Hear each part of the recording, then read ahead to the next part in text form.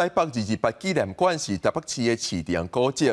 纪念馆经过2年的整修，总算伫咧这个228年假开始重新开放予民众参观。除了外观重新整理以外，内部的详细展览也加入这几年新的228研究史料。而且为今年开始，纪念馆也改做免门票，予民众免费来纪念馆认捌228的历史。他去呈报参经团或者是其他学校里面，他们所罢课去参加这个228事件。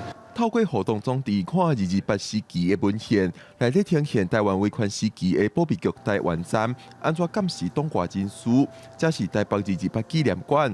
台北228纪念馆自2023年3月开始整修休馆，到今年整修完成，拜五重新开放。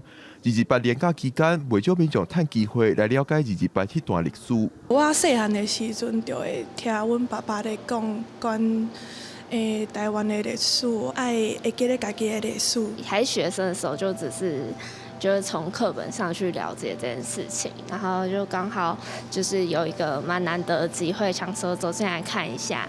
台北228纪念馆重新开馆，毋但外观的厝遐经过整修，内部的详细展览也加入更较侪这几年新的228研究成果。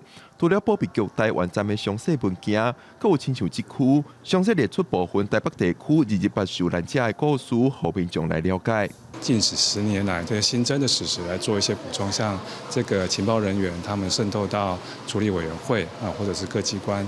那另外呢，我们也以台北地区的这个受难者人物来做一个展示。另外，台北228纪念馆表示，为了提升民众的参观体验，今年开始开放民众免门票、免费参观。